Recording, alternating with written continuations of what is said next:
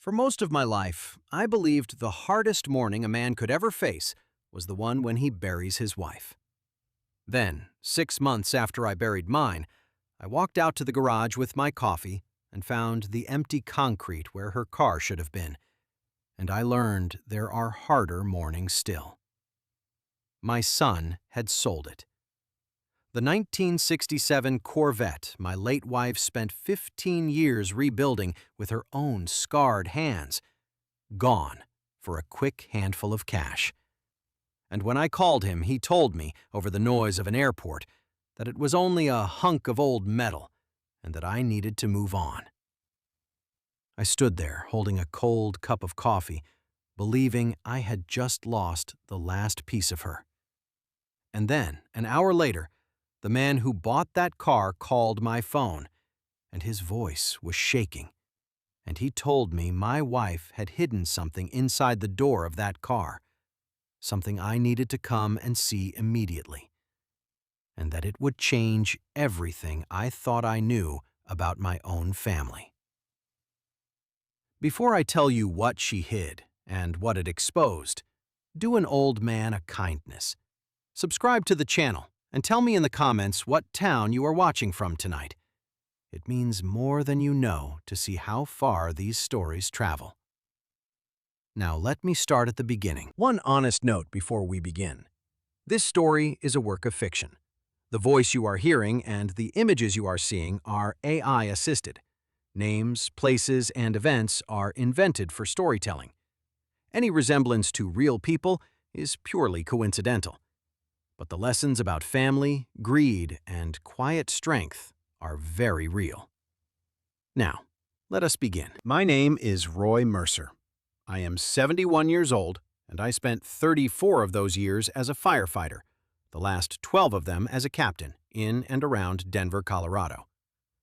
I have run into buildings that every sane instinct told me to run out of. I have carried people out of smoke and fire and pulled families from wreckage on the highway. And I have stood at more than one funeral for men I served beside. I tell you this not to boast, but so you understand the kind of man I am, because it matters to what comes later. I am not a man who panics. I learned young, in the worst conditions a person can face, that panic is the thing that kills you, and that the only way through a fire is to stay calm, think clearly, and do the next right thing. That training saved my life more times than I can count on the job. It turned out it would save my family, too. There is a thing they teach you in the fire service that stayed with me my whole life, and it is this. In a burning building, the heat rises and the smoke banks down, and the untrained person stands up and runs and dies, because up is where the poison is. The trained person gets low, stays calm, and moves with purpose along the floor where the air still is. Almost everyone's instinct in a crisis is exactly the instinct that kills them. I spent 34 years training myself to override that instinct, to stay low and think when every nerve screamed at me to panic and bolt. I did not know when I retired that the most dangerous fire of my life was still ahead of me, and that it would not be in a building at all, but in my own family, and that the same hard discipline would be the only thing that carried us through it. I built my whole life beside one woman, my wife Alice, and she was the bravest person I ever knew, braver than any firefighter I ever served with. Alice was a mechanic, a real one, back when the world did not make room for a woman under a car. And she was better than any man in the shop, and she knew it, and she never once had to raise her voice to prove it. When I met her, she was rebuilding the transmission on a wrecked Corvette that everyone else had given up on, lying on a creeper in a pair of stained coveralls with grease to her elbows, and I fell in love with her before she even slid out to look at me. That Corvette became her life's project, a 1967 Stingray she pulled out of a barn as a rusted shell and spent 15 patient years bringing back to life, panel by panel, bolt by bolt. It was not a car to Alice. It was a testament, proof of what patience and skill and stubborn love can raise from the dead. And when the cancer took her last winter, that car sitting in our garage was the closest thing I had left to her hands. I used to find her out there at all hours, especially near the end, when the pain kept her from sleeping. She would go to the garage in her robe and just sit with the car, one hand resting on the fender, the way another woman might sit in a church. She told me once, in those last weeks, that the car was the truest thing she had ever made, because unlike everything else in a life, it was finished, and it was right, and no one could take back the 15 years she had poured into it. I did not understand then how much those words meant. I understand now. She was making sure that some part of her patient, stubborn, loving hands would go on existing in the world after she was gone. She could not have known that the same car would carry, in secret, the last and greatest thing her hands ever did. We had one son, Dean, and I have to be honest about him because the truth is the whole of this story. Dean was a good boy who grew into a weak man, and I share the blame for that, the way most fathers of weak men do.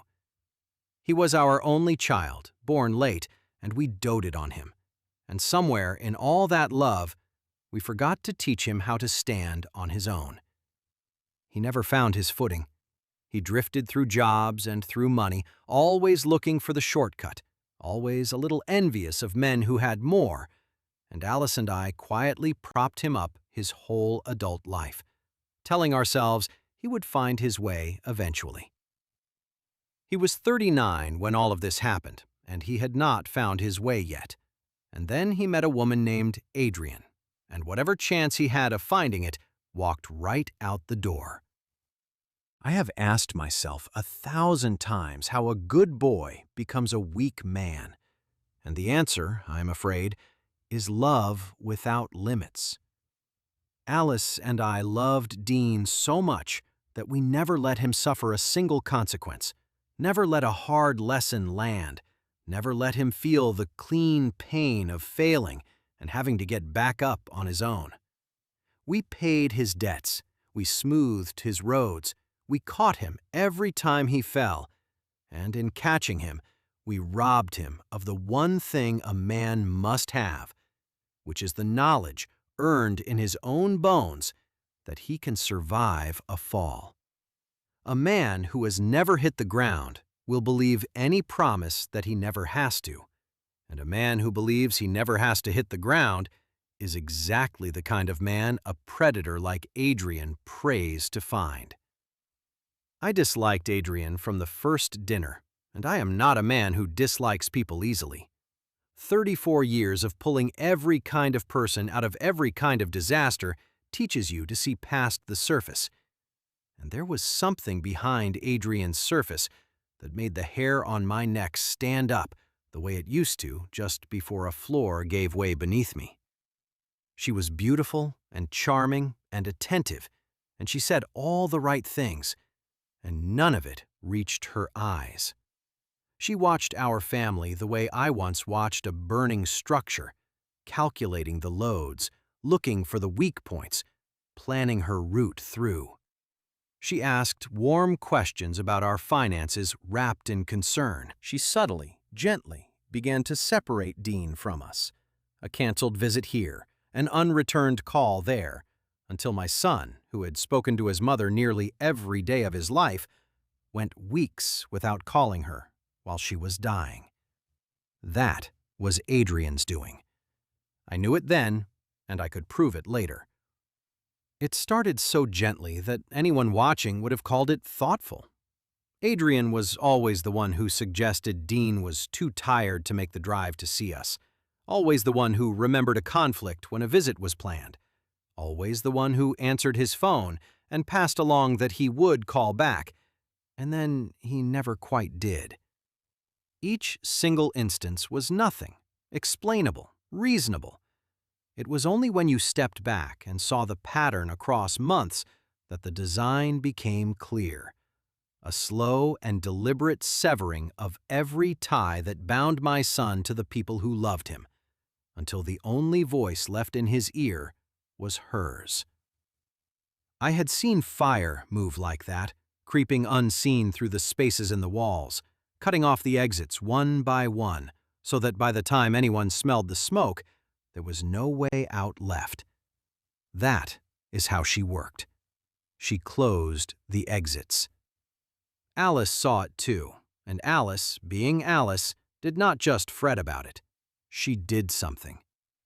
In the last year of her life, even as the illness took her strength, my wife grew quietly, methodically suspicious of the woman our son had married, and she began, without telling me the full extent of it, to look into her. I knew only that Alice seemed troubled in a way that went beyond her own dying, that she made some phone calls she did not explain, that she spent afternoons at her old friend's law office when she claimed to be resting.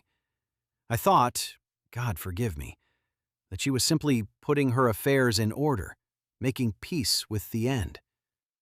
I did not understand that my wife, in the last months of her life, with a mechanic's patience and a mother's ferocity, was building a case to protect her son from the predator who had married him, and that she was hiding the evidence in the one place she knew that predator would never think to look. I have thought so much about the courage that took. My wife was dying. She was in pain. She was exhausted. She had every reason in the world to spend her last months resting, saying her goodbyes, making her peace. Instead, she spent them working a case against a dangerous woman, in secret, alone. Afraid that if she told the wrong person, the evidence would vanish and she would be dismissed as a bitter, dying mother-in-law who never liked her son's wife. She built a hidden compartment into her own car with her own failing hands. She documented everything. She wrote it all down for me. And she did it all while smiling at Adrian across the dinner table, playing the part, giving nothing away, because she knew that the only way to protect our son was to make sure the predator never suspected the alarm had already been sounded. I have known brave people. I have never known anyone braver than Alice in those final months. The morning it all came apart was an ordinary Tuesday, cold and bright, the way Denver mornings are in the early spring. I carried my coffee out to the garage the way I did most mornings, just to sit with Alice's car a while, to run my hand along the fender she had wet sanded 100 times, to feel close to her. And I stopped in the doorway, because the bay where the Corvette had sat for 15 years was empty. There was nothing there but a clean rectangle on the dusty floor and a single dark stain of oil where the engine had wept, the way that old small block always did. For a moment, my mind simply refused it, the way a mind does. Then it understood. The car was gone, and there was only one person on earth with a key to that garage besides me. I stood in that empty bay for what felt like a long time, though it was probably only a minute, and I made myself breathe. The slow, deep breaths you take when the adrenaline hits and you need your mind to stay clear.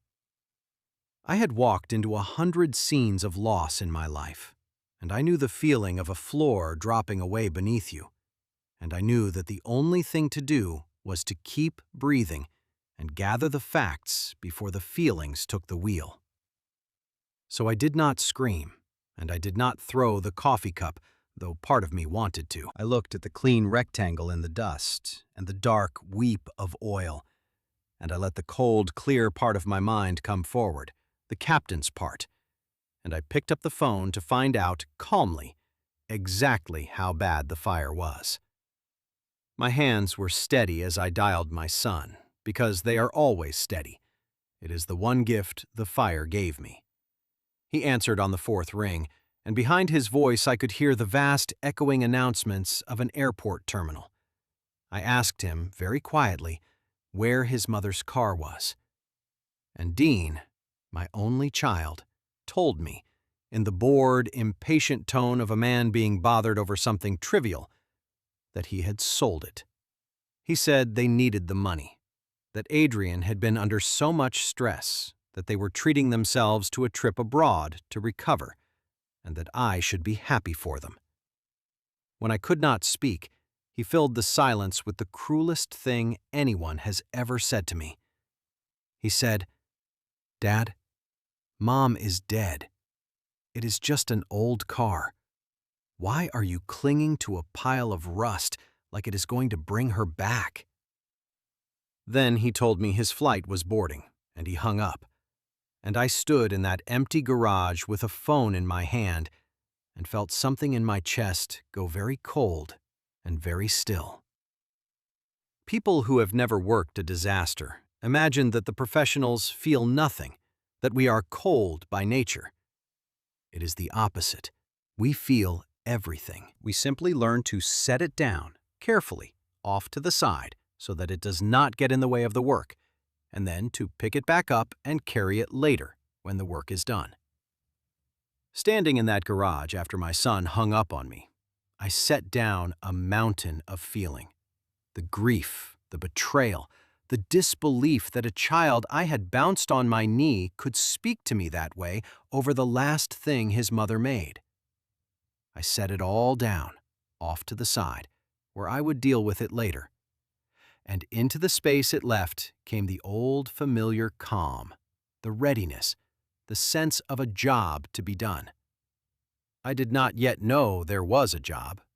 I only knew I would be ready when it came. It came within the hour. I did not weep, though I wanted to. I have learned that grief, like panic, has to wait until the work is done. I set the phone on the workbench Alice built, and I looked at that empty bay, and I tried to make my peace with the fact that the last thing her hands had touched in this world was now gone, sold by our own son to buy a vacation for a woman I did not trust. I was still standing there, hollowed out, when the phone rang again. The number was local and unfamiliar. I almost did not answer it. I have thanked God 1,000 times since that I did. Because the voice on the other end belonged to a classic car dealer named Frank Bianchi. And Frank Bianchi was about to give me back everything my son had tried to take. Frank's voice was tight and urgent, the voice of a man who has found something he was not supposed to find. He told me a young man had walked into his lot that morning wanting a fast cash sale on a 1967 Corvette. No negotiation, just quick money. And that Frank had bought it because it was a beautiful car, and the price was a gift. But then, going over it in his shop the way he did with every car he bought, checking for hidden damage, he had found something odd. The driver's door panel had been modified. Behind the interior trim, built into the door by someone who clearly knew what they were doing, was a hidden compartment, sealed and waterproofed, invisible unless you knew to look. And inside that compartment was a thick, sealed envelope. And on the front of it, in a careful hand, was written a name. My name. Frank said, "Mr. Mercer, I think your wife left this for you, and I think you need to come down here right now. I want to tell you a little about Frank Bianchi, because decent men do not get enough credit in stories like these, and Frank is the reason this one did not end in tragedy. He is a heavy-set, gruff man in his 60s who has bought and sold classic cars for 40 years, and he has, under the gruffness, the careful conscience of a true craftsman. Another dealer might have taken that beautiful Corvette at a steal, sold it fast, and never looked twice at the door panel.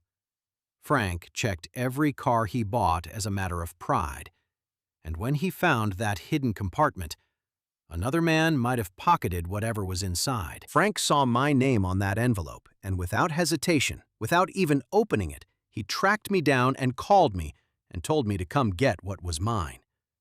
the whole chain of my family's rescue turned on the conscience of one honest dealer who did the right thing when no one was watching.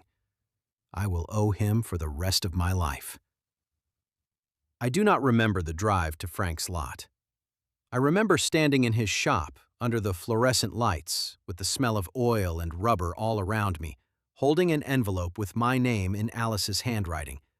My hands, finally, at last, not steady at all. Frank, a decent man, gave me his office and his privacy and shut the door.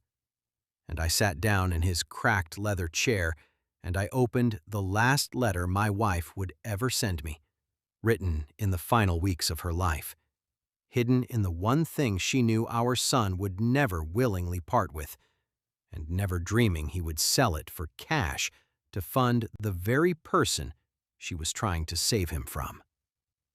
"My dear Roy," it began, "if you are reading this, then I am gone, and something has gone wrong, and you have found the car.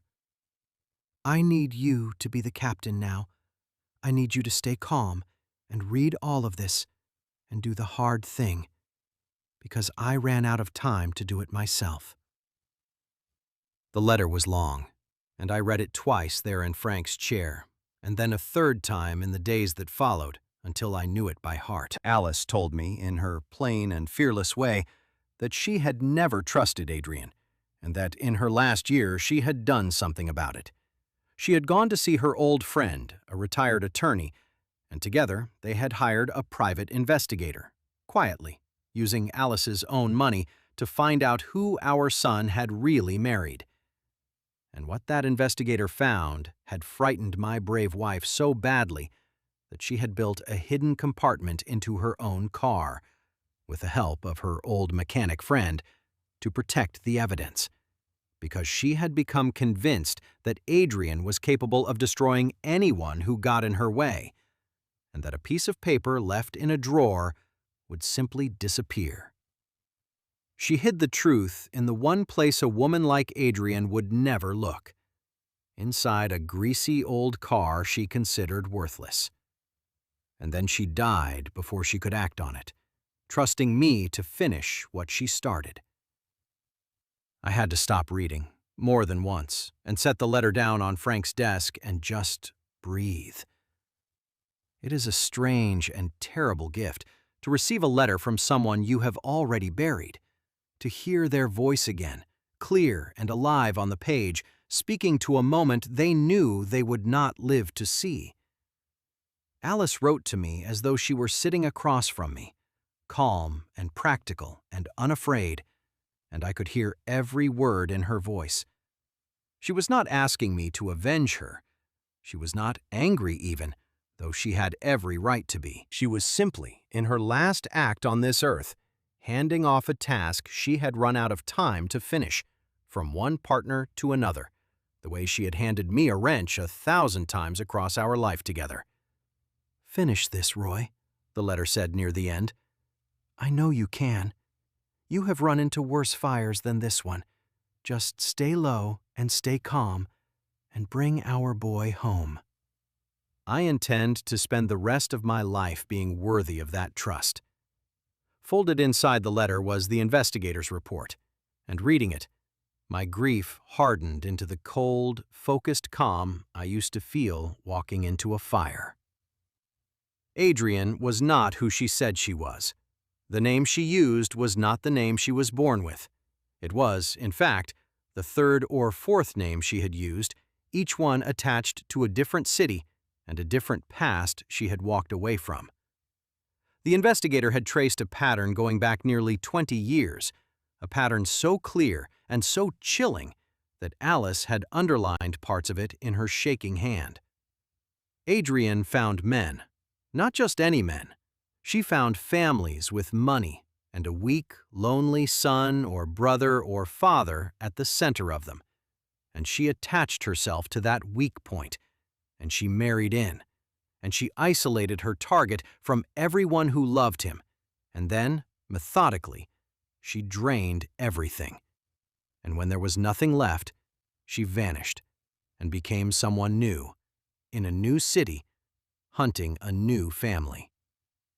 There had been at least 3 before Dean that the investigator could document, and the report laid out what had happened to each. One man, an elderly widower in another state, had been separated from his own children, rewritten his will in her favor, and died of what was ruled a heart attack 8 months into the marriage, leaving her everything, though the family's suspicions had never been enough to open a case.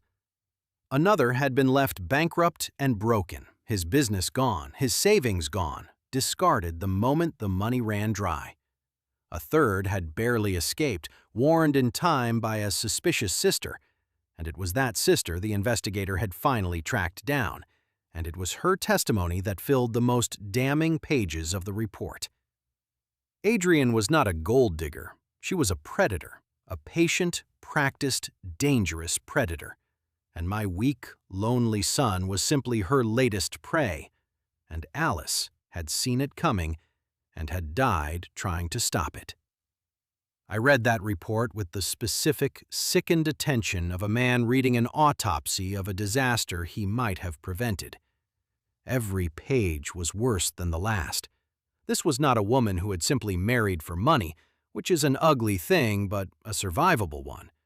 This was a woman who had built an entire career out of the systematic destruction of families, who selected her victims with the cold care of a hunter, who had likely helped at least one man to his grave and left others in ruins, and who had now spent 2 years embedded in my own family, working her patient way toward the same end. And the target at the center of her web, the weak point she had chosen, was my son. Alice had seen the whole shape of it while the rest of us saw only a charming, attentive wife, and the seeing had cost my wife the peace of her final months. She died carrying that knowledge alone, so that I would not have to face it unarmed. I sat in Frank Bianchi's office for a long time with that report in my lap, and I let myself feel all of it. Because Alice had taught me that you have to feel a thing fully before you can act on it clearly. I felt the grief of losing her all over again. I felt a father's terror for a son who was, at that very moment, on a plane to a foreign country with a woman who had a documented history of leaving her husbands bankrupt or dead.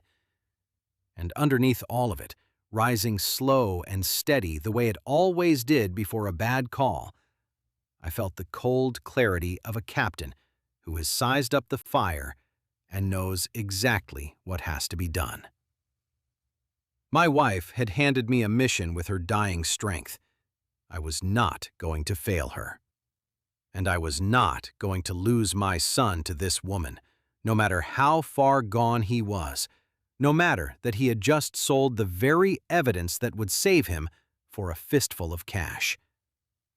That is the cruelest mechanism of a predator like Adrian, the way she turns her victims into the instruments of their own destruction.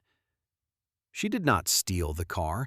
She got my son to steal it, to hand over the one thing that could save him, and to feel, while he did it, that he was being generous, that he was taking care of his stressed and suffering wife. That is the deepest poison of it. By the time she is done, the victim cannot even see that he is being destroyed, because she has arranged for every step of his destruction to feel like his own free choice.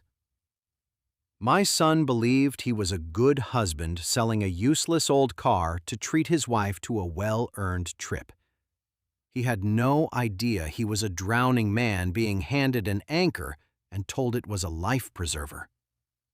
Understanding that did not make me angrier at Dean. It made me more afraid for him and more determined to cut him free. There is a bitter irony at the heart of all this that I have never gotten over. Alice hid the truth in that car because she believed it was the safest place on earth, the one possession that would surely pass to me untouched, because she could not imagine our son ever selling his mother's life's work. She was wrong about only one thing, and it was the thing that nearly killed us all. She underestimated how completely Adrian had hollowed our boy out. Dean did not just sell the car. He sold it to fund the predator's lifestyle. Sold the one thing that could have saved him to please the very person he needed saving from. If Frank Bianchi had been a less careful man, if he had not checked that door panel, the truth would have ridden off to a scrapyard or a collector's garage and been lost forever, and Adrian would have won. My son almost destroyed himself and never even knew it. That is how these predators work. They get you to hand them the knife. I have replayed many times the version of events where Frank Bianchi does not check that door panel. In that version, the truth rides off to a collector's garage in another state, sealed forever behind a trim panel no one will ever remove. In that version, Adrian returns from her trip and continues her patient work, and my son, isolated and hollowed out, slowly signs away everything and rewrites his will as the widower before him did.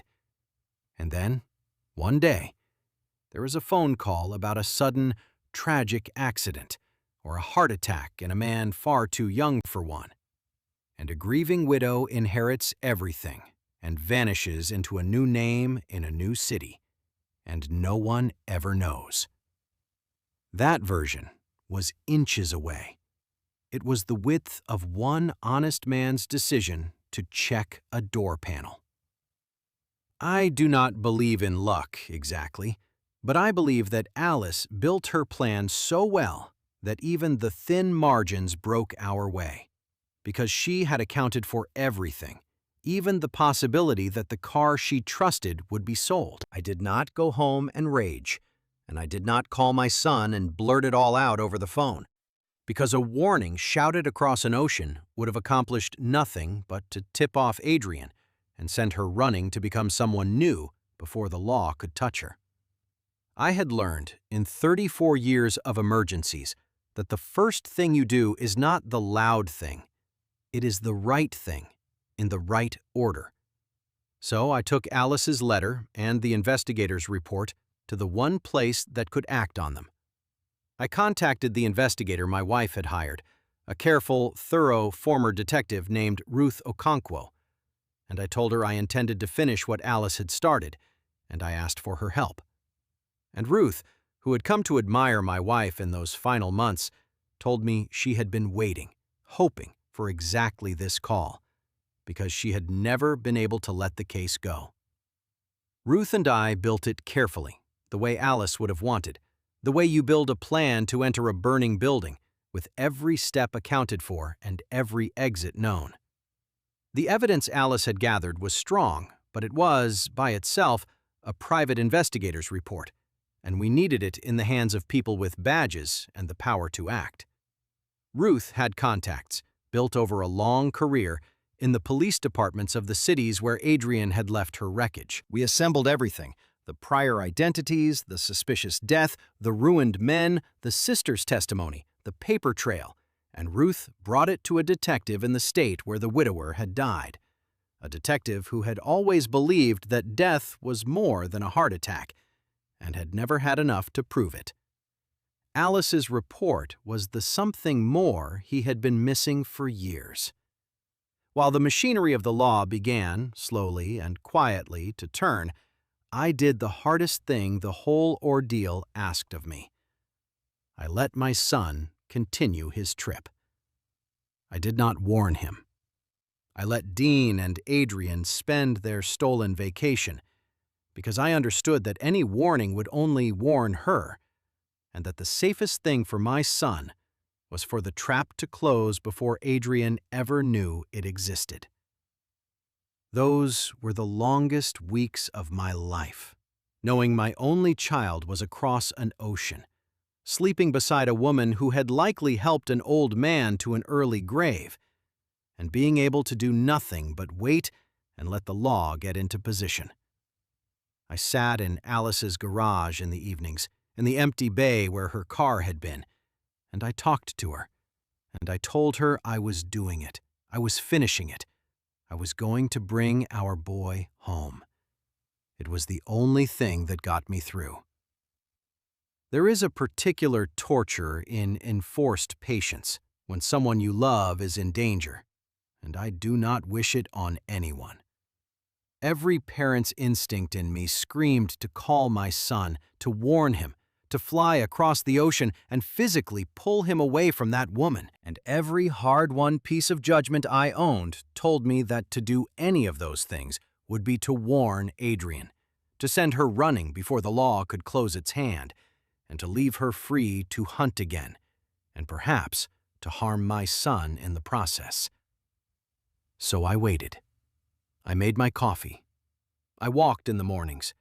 I sat in the garage in the evenings and talked to Alice and told her the plan was working, that Ruth was in place, that the detectives were moving, that it would not be long now.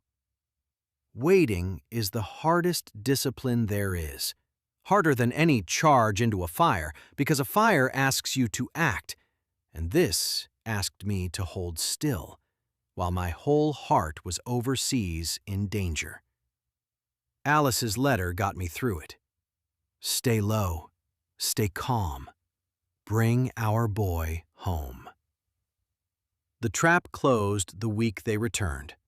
Adrian was arrested at the airport, quietly, professionally, on charges relating to the widower's death and a string of financial crimes across 3 states, the whole architecture of her hidden life finally collapsing under the weight of the evidence my dying wife had gathered and hidden in a car door.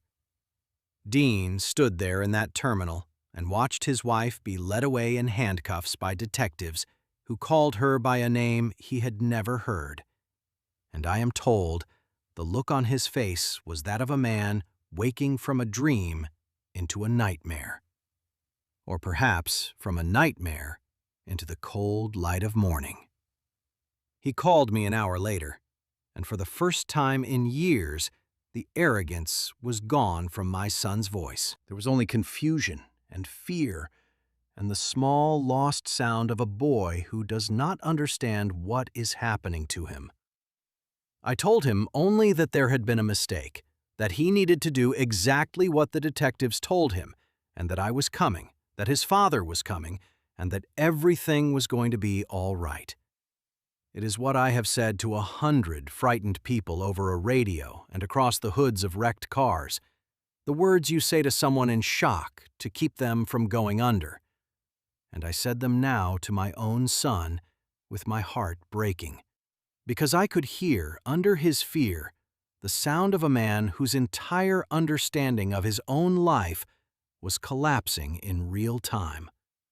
He did not yet know the half of it. He did not know about the men before him, or the widower, or his mother's secret war. He knew only that the woman he loved had been taken away in handcuffs by people calling her a stranger's name, and that the ground had opened under his feet, and that the only voice left to reach for was the father he had insulted over an old car just weeks before. "Dad," he said, "Dad, they're saying things about Adrian. Dad, what is happening?" I brought my son home, and I sat him down in Alice's garage, in the empty bay, and I gave him his mother's letter to read. I watched Dean read the last words his mother ever wrote, watched him learn that she had spent her dying strength not resting, not making peace, but fighting to save him from a danger he had brought into all of our lives. And I watched my weak, foolish, beloved son break completely and utterly apart. He wept in a way I had not seen since he was a small boy. He read the investigator's report page by terrible page, and he understood, slowly, what he had married and what he had almost become. Another ruined man or another suspicious death. And he understood, worst of all, that he had sold the very car that saved him, sold his mother's hands, sold the truth itself, to please the woman who would have destroyed him. There are no words for the grief of that understanding. I just held my son, the way I should have taught him to stand years before, and I let him fall apart. And I stayed calm, because one of us had to be the captain. I held my son while he wept, and I thought about all the times I had failed to do exactly this.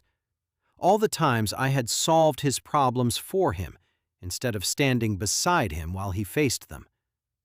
This was the thing I should have been doing his whole life, not fixing his falls, but staying calm and present while he learned to survive them.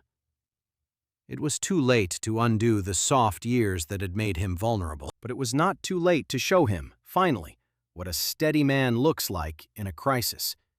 To let him see his father stay low and calm while the worst news of his life broke over him.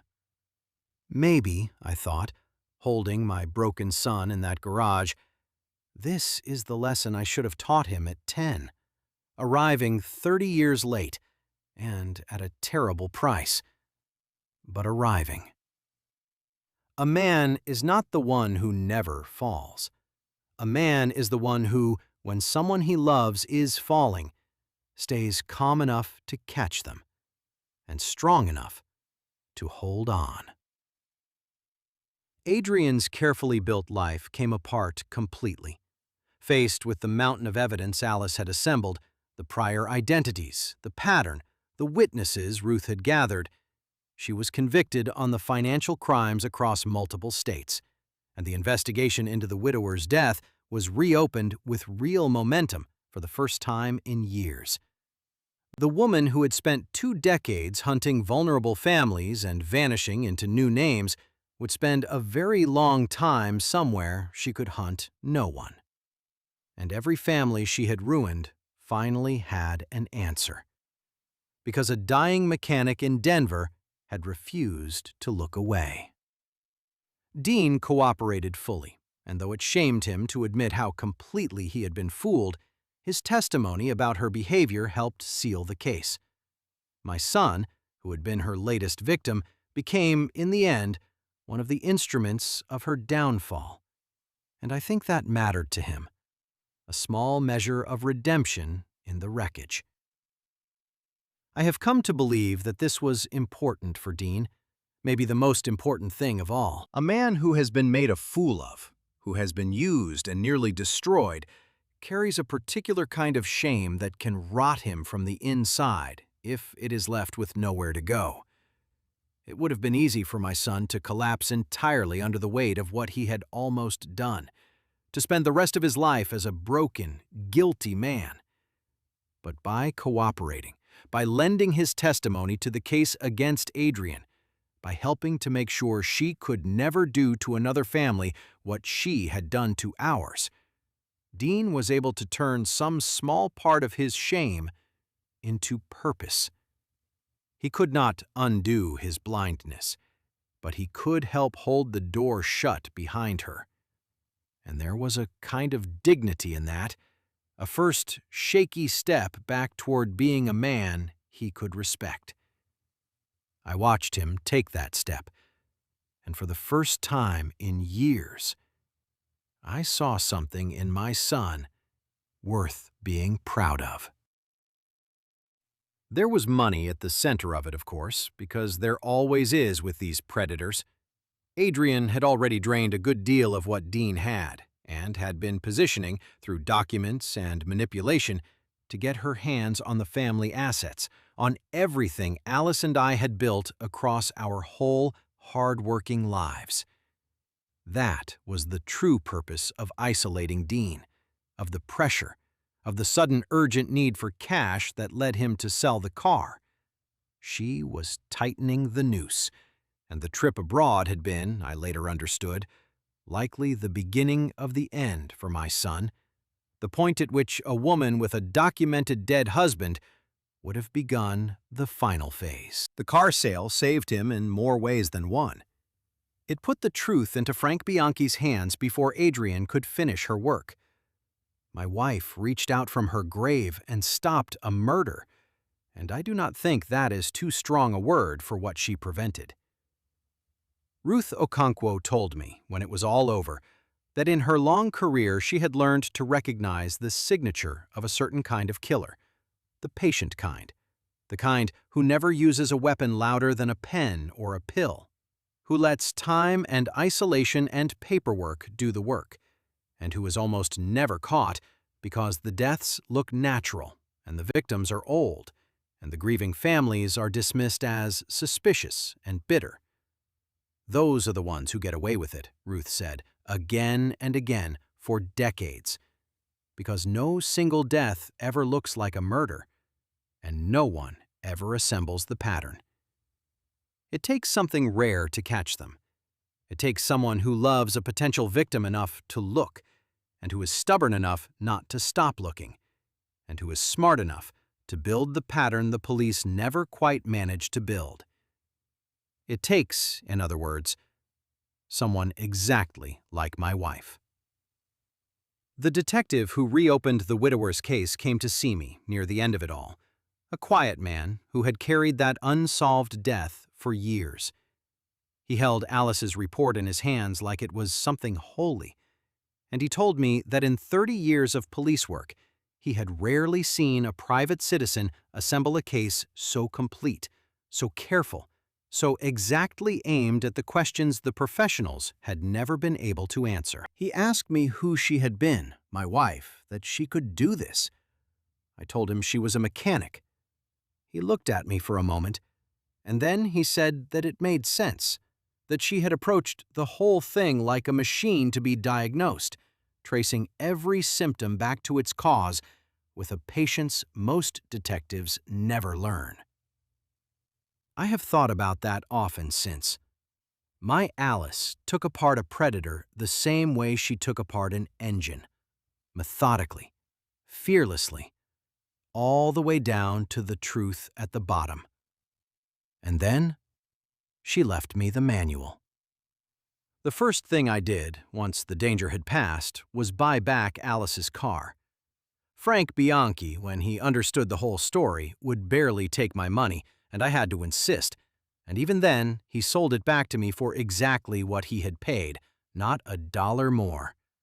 Because there are still decent men in this world, and Frank is one of them.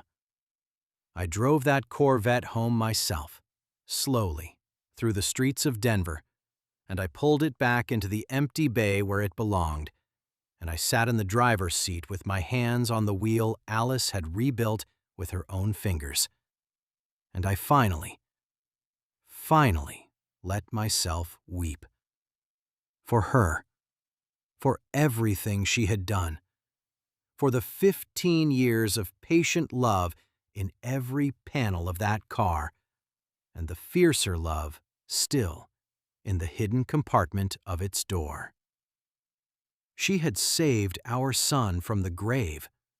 The least I could do was bring her car home. I keep the letter and the report in a fireproof box now, the way you keep the most important papers of a life, though the danger they described is long past. Sometimes, on the hard evenings, I take out the letter and read it again, and I hear her voice, and it is like she is still just in the next room, still keeping watch over us all. I think that is what love really is in the end, not the grand gestures, but the quiet, stubborn watchfulness, the willingness to sit up in the dark and guard the people you love against the fires they cannot see.